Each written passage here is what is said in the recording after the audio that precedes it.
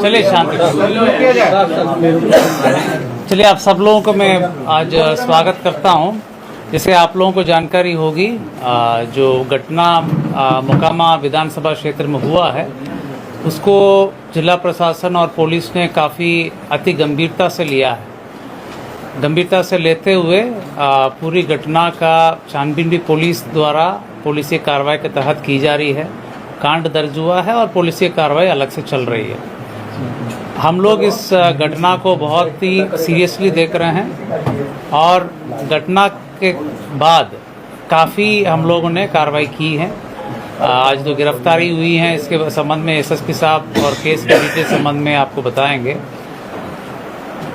आचार संहिता बहुत ही एक मजबूत स्तंभ है पूरा इलेक्शन प्रोसेस में, और इलेक्शन कमीशन का स्पष्ट निर्देश है कि बाई लॉ इलेक्शन होगा तो उसी का अनुपालन 100% करने में हम लोग लगे हुए हैं और कराएंगे भी। कोई भी असामाजिक तत्व किसी भी प्रकार की प्रयास करेगा कानून तोड़ने का, आचार संहिता तोड़ने का या किसी भी प्रकार की इन्फ्लुएंस करने का कोशिश करेगा तो उनके विरुद्ध कठोरतम कार्रवाई की जाएगी। हम लोग 100% आर्म्स डिपोजिशन करने के लिए आदेश दिए हैं और लगातार जल्द से जल्द जितने भी लीगल आर्म्स हैं वो भी डिपॉजिट हो जाएंगे। चेकिंग पॉइंट्स हर विधानसभा में 50 के ऊपर पॉइंट्स बनाने के लिए निर्देश दिया गया है, जिसमें सीएपीएफ के माध्यम से भी चेकिंग कराई जाएगी। सेजर पूरे राज्य में पटना जिला में सबसे ज़्यादा सेजर अभी तक का हुआ है। लगातार सीएपीएफ सक्रिय हैं और पर्याप्त मात्रा में सीएपीएफ के बल उपलब्ध हैं। वो पुलिस बल और मजिस्ट्रेट के साथ लगातार चेकिंग की कार्रवाई लगातार कर रहे हैं और सेजर भी कर रहे हैं। आचार संहिता के संबंध में सभी पदाधिकारियों को पुनः निर्देश दिया गया कि किसी भी प्रकार के अगर उल्लंघन होगा उनके विरुद्ध कठोरतम कार्रवाई किया जाना है। जहाँ तक इलीगल आर्म्स की बात है उस पर और तेज़ी लाई गई। जहाँ जहाँ आवश्यकता हो सीएपीएफ को भी यूज़ करके उसमें छापामारी की जा रही है, और जहाँ पर भी ऐसे सूचना मिलेगी वहाँ पर हम लोग छापामारी करके कांड भी दर्ज करेंगे। उक्त असामाजिक तत्वों को जेल भेजने का काम भी करेंगे। कहने का मतलब इलेक्शन कमीशन द्वारा दिए गए निर्देश पूरे लॉ और कानून को फॉलो करके इलेक्शन की प्रोसेस संपन्न होगा, वो बिल्कुल होगा, उसको पालन कराया जाएगा। उसमें कोई भी बाधा उत्पन्न करेंगे उनके विरुद्ध कठोरतम कार्रवाई की जाएगी। मैं फर्दर जो केस संबंधित डिटेल से एसएसपी साहब आपको ब्रीफ करेंगे।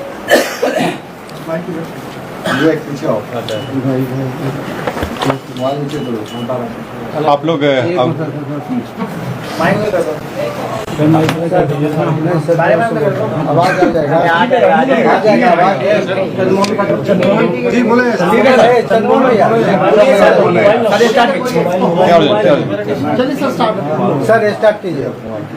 आप लोग अवगत हैं कि 30 तारीख को एक गंभीर घटना घटी थी और जो दुर्भाग्यपूर्ण था कि इस तरह घटना नहीं होनी चाहिए थी।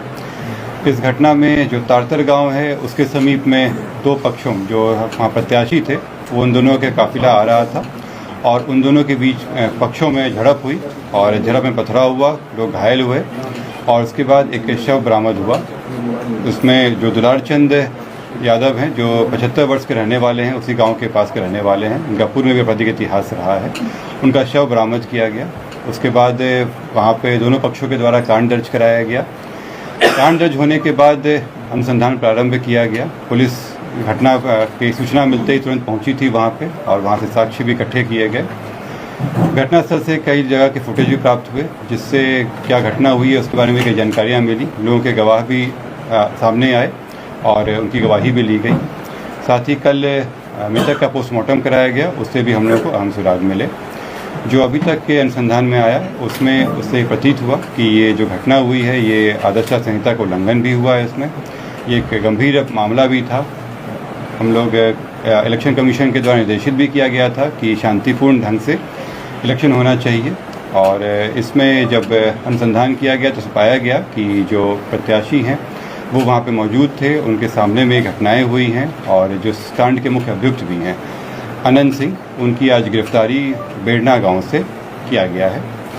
इसमें हम लोग को जो जानकारी प्राप्त हुई थी, इनके 2 सहयोगी भी इनके साथ में थे जो उस घटना स्थल पर भी थे और उनकी भी गिरफ्तारी की गई है।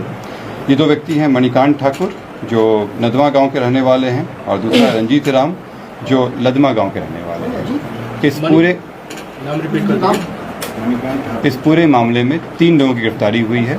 जो प्रत्याशी हैं अनंत सिंह, उनकी गिरफ्तारी हुई है। दूसरा मणिकांत ठाकुर जो नदवा गांव के रहने वाले हैं, बाढ़ थाना अंतर्गत। दूसरे रंजीत राम जो लदमा गांव के रहने वाले हैं। ये लोग भी उस घटना स्थल पर थे मौजूद। इन तीनों की गिरफ्तारी की गई है। इन तीनों को आगे मजिस्ट्रेट के सामने प्रस्तुत कराया जाएगा और आगे विधि सम्मत कार्रवाई की जाएगी। कार्तिकेय जी एक बात जानना चाहते हैं कि पोस्टमार्टम रिपोर्ट में गोली लगने की बात हुई थी, कौन सा आर्म यूज किया गया, आप लोगों को ये पता लगा? गोली चली है तो कौन से बंदूक से चली है? इसमें जो पोस्टमार्टम रिपोर्ट आया है उस रिपोर्ट में दिया गया है कि उनके जो मृत्यु का कारण बताया गया है उसमें बताया गया है कि जो शॉक लगा है उनको हार्ड और ब्लंट सब्सटेंस के साथ जो उनके हृदय और फेफड़ों में जो चोट आई है। इसके अतिरिक्त उनके पाँव में गोली का भी आया है, उनको गोली मारी गई है।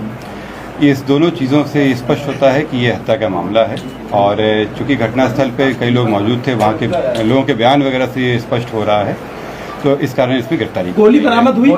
नहीं, इसमें गोली बरामद नहीं हुई है क्योंकि इसमें जो मृतक के पोस्टमार्टम में पता चला कि एंट्री वुंड भी था और एग्जिट वुंड भी था। दोनों तरफ से हमला हुआ है, दोनों तरफ से जो आरोप लगाया दूसरे पक्ष में गिरफ्तारी हुई क्या? सर दूसरे पक्ष में कोई गिरफ्तारी हुई? दूसरे पक्ष में गिरफ्तारी हुई?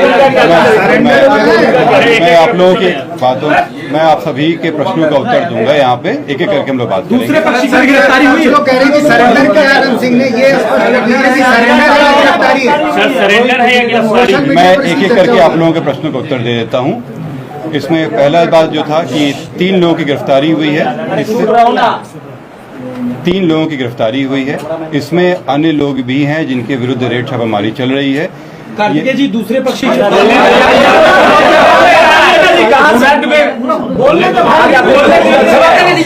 कार्तिकेय जी बोली उधर से आके चिल्लाए। मैं फिर से रिपीट कर दे रहा हूँ, इस मामले में अभी तक 3 गिरफ्तारियां हुई हैं। इसमें अन्य लोग भी हैं जिनकी गिरफ्तारियों के लिए रेड छापामारी चल रही है। जल्द ही उनको भी गिरफ्तार किया जाएगा।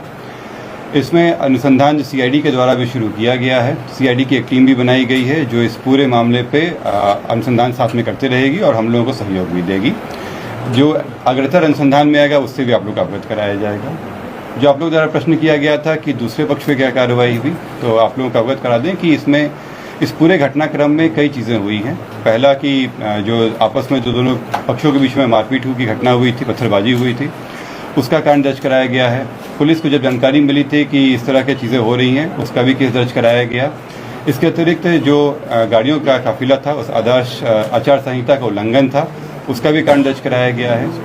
कल जब पोस्टमार्टम के लिए ले जाया जा रहा था तो वहाँ पे भी कुछ शरारती तत्वों के द्वारा पुलिस के साथ भिड़ंत हुई थी, उसका भी कांड दर्ज कराया गया है।